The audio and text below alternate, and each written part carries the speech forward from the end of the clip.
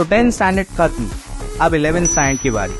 अगर आपका M engineering, medical, pharmacy या साइंस रिलेटेड कोई कोर्स है तो आमिर सर इंस्टीट्यूट आपके लिए लाए हैं उड़ान बैच। इस बैच में आपको महाराष्ट्र की टॉप फैकल्टीज पढ़ाएंगी।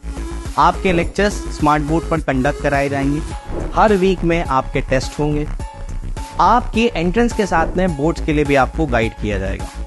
आपका बच्चा वीक हो, एवरेज हो या टॉपर हो, सारे बच्चों पर इक्वली फोकस किया जाएगा और पेरेंट्स की आसानी के लिए इजी इंस्टॉलमेंट्स प्रोवाइड किए जाएंगे। तो देर किस बात की, अगर आप नीट, जेई, एमएसटी, सीईटी या 11-12 की प्रिपरेशन करना चाहते हैं तो आमिर सर इंस्टीट्यूट को आज ही ज्वाइन करें। मैं महेश अय्यर हूं, मैं सिस्टम चलाता हूं। सुनिए इस खबर का दूसरा हिस्सा।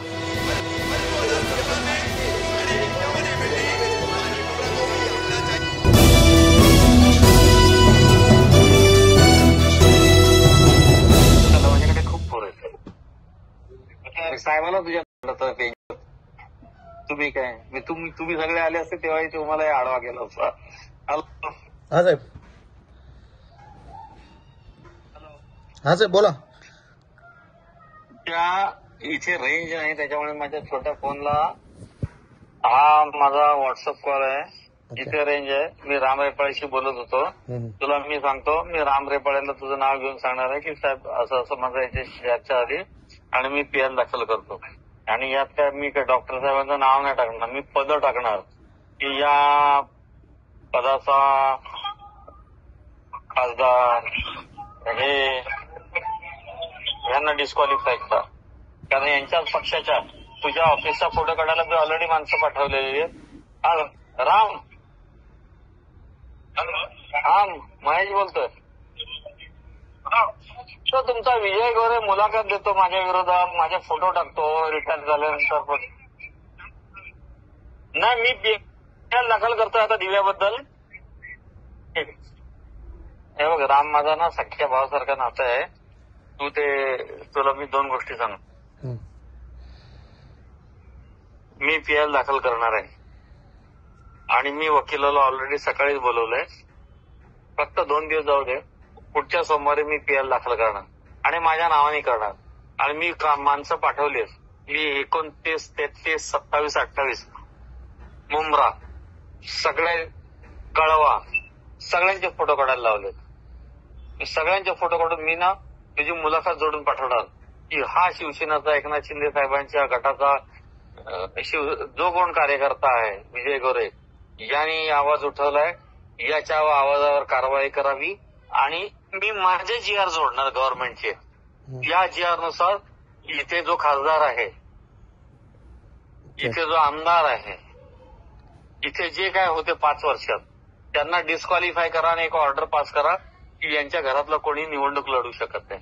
मी नाही करून दाखवली ना तर माझ्या ना, तू बोलतो ना माझ्या आईची शपथ मी दहन करेन, तू आत्महत्या नाही, मला माहिती आहे बोलणारा करू शकत नाही दहन। तुझ्या दम असेल तर तू करून दाखव, पण मी राजपूत आहे जातीने, मी बोलतो ते करतो। मी जितेंद्र आव्हाडला पण झुकवलाय। मी ना अशी ऑर्डर करून आणली ना आणि सुप्रीम कोर्टापर्यंत लढलो ना, किती माझ्यावर प्रेशर येऊ दे, तुला सांगतो अशी ऑर्डर करून ना मी सगळ्यांच्या खुर्च्या घालीन। लिहून घे। आणि तुझी मुलाखत मला ती प्रेरणादायी ठरली। ठेव आता फोन।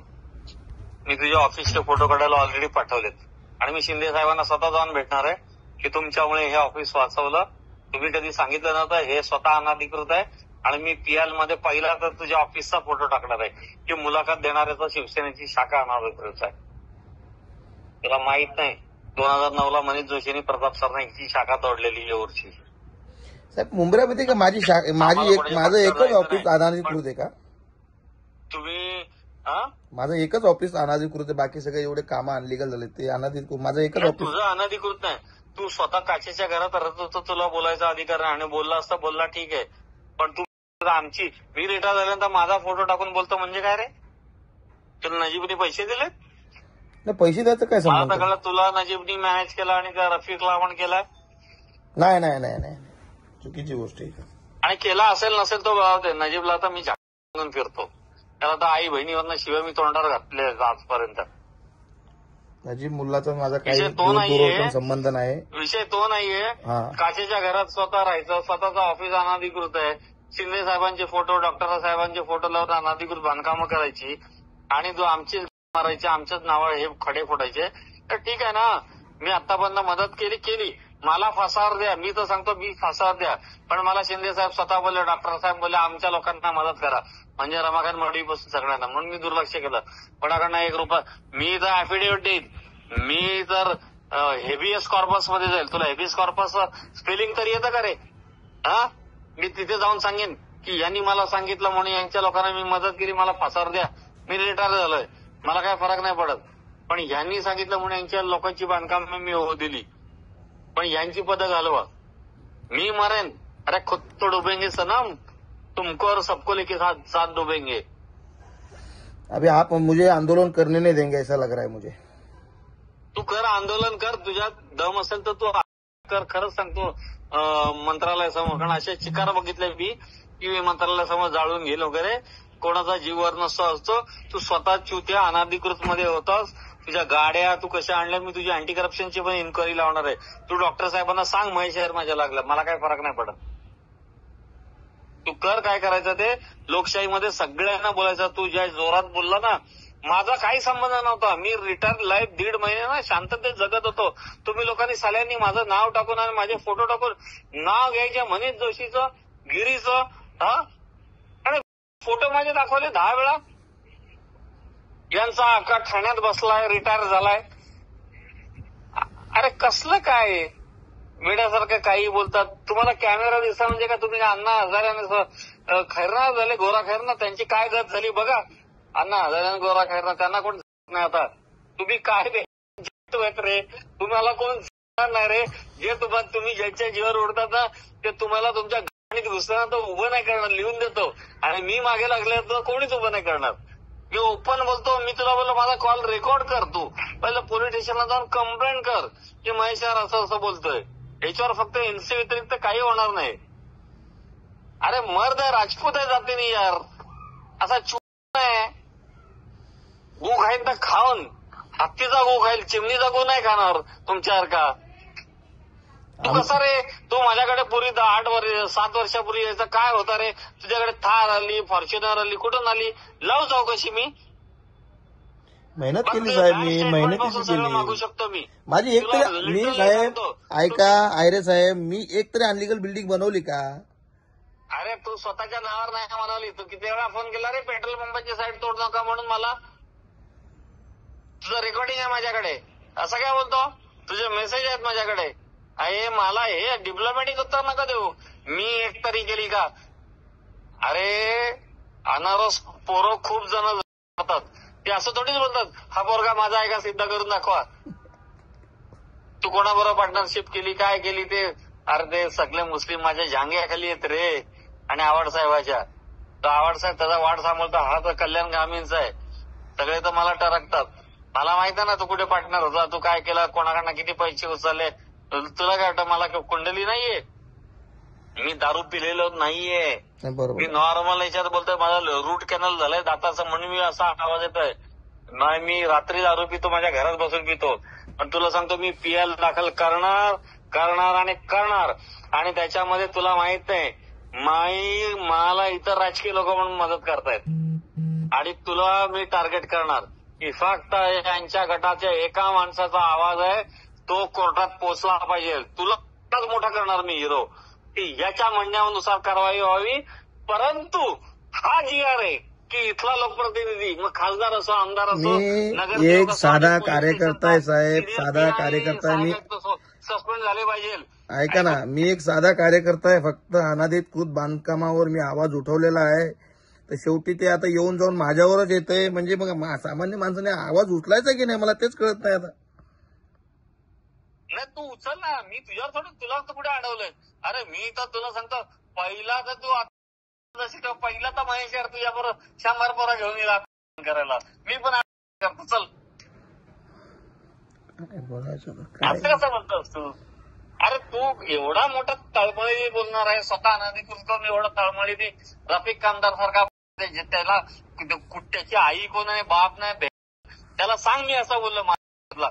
मी तुला स्टेटस काय पाठवलेला, बरोबर काय पाठवलेला रे स्टेटस आता बघितला ना साहेब, सांग जरा. तो डिलीट झाला ना, तो कुठे मी तो तुला स्टेटस पाठवला वन टाइम बघण्याचा. तो डिलीट तर बघितला गली के सारे कुत्ते जब एक साथ भौंकने लगते हैं तो समझ लेना दूसरी गली से कोई ऐसा गुजर रहा है जिसका सब मिलके कोई उखाड़ नहीं सकते. मी मर्द आहे. मी त्या रफिक कामदारला ना जांग्या खाली घालून दाबलाय.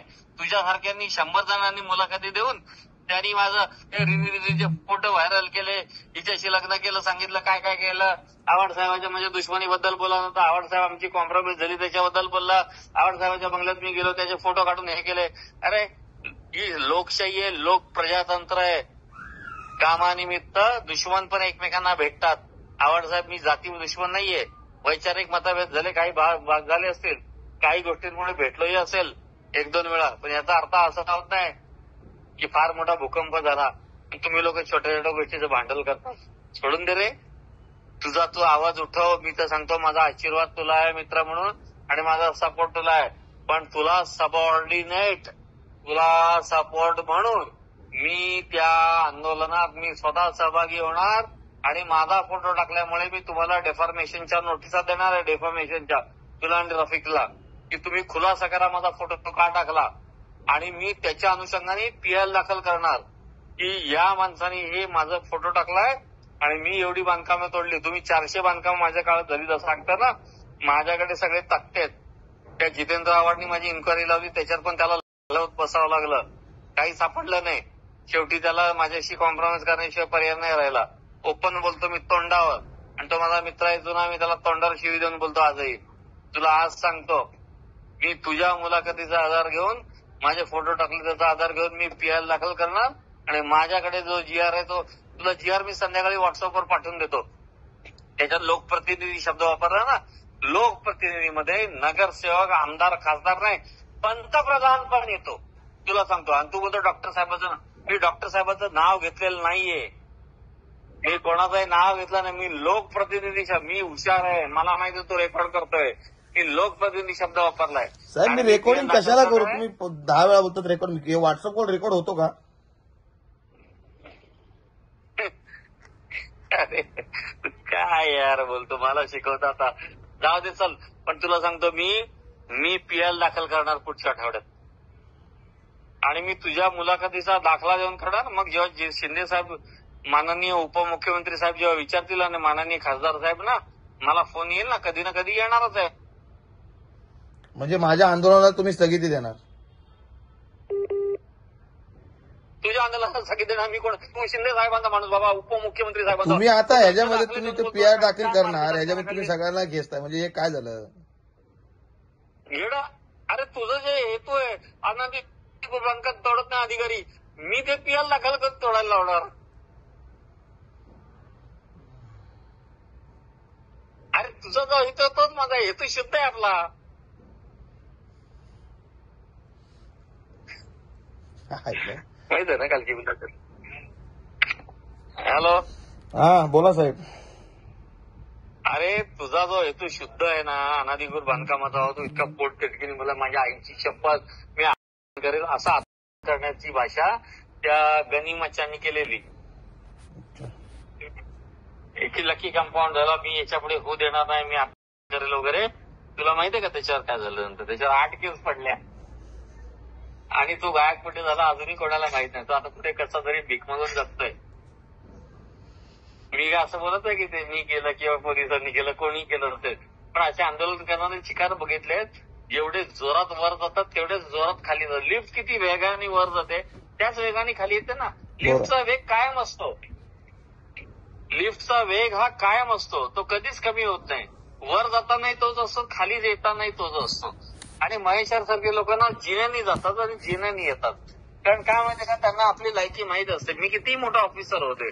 आता ह्याच्यामध्ये तुमचा सल्ला हवा मला, आता पुढचं आंदोलन कसं करू याच्यामध्ये मला तुमचा सल्ला हवाय सर. माझा कशाला सल्ला, तू मुलाखत घेताना माझा सल्ला घेतो ना. तिथं शिंदे साहेबांपासून डॉक्टर साहेबांपासून मोठमोठी नावं. मी काय बोलतो तुम्हाला आयरे साहेब, तुम्ही मला आपलं मानताय ना, मला आपलं तुम्ही मानताय ना, तर ह्याच्यापुढे तुम्ही मला सल्ला द्या आणि हे 100% करायचं. पण तुम्ही आता ह्याच्यामध्ये कार्यरत अधिकारी जे आहेत, तू सगळ्यांच्या विरोधात आंदोलन छेड, मी तर सांगतो माझा आता फोटो टाकलाय ना, तू बोला ना आका ठाण्यात बसतोय, रिटायर झालाय, माझंही नाव घे. मी त्याच्या विरुद्ध आता पीएल दाखल करणार आहे आणि मी शिंदे साहेबांना निरोप पाठवणार राम रेपाळे थ्रू की मी हे करतोय. आणि मी शिंदे साहेबांचं ऐकणार पण नाही. शिंदे साहेबांनी माझ्यावर केसेस केल्या तरी चालतील. तुला सांगतो मी आता रिटायर झालोय, मला माझी पेन्शन थांबली तरी सर मला काही गरज नाही. त्या पेन्शन गेले गाडाच्या, मला काय फरक नाही. मी 20 ते 25 लाख इन्कम टॅक्स बायकोच्या नावाने भरतो पूर्वीपासून वर्षाला. मला काय फरक नाही. मला फक्त वेळ कसा घालवायचा एवढंच काम आहे. आणि मला रोज दिवसाला लोक येऊन भेटतात मी काम करतो म्हणून.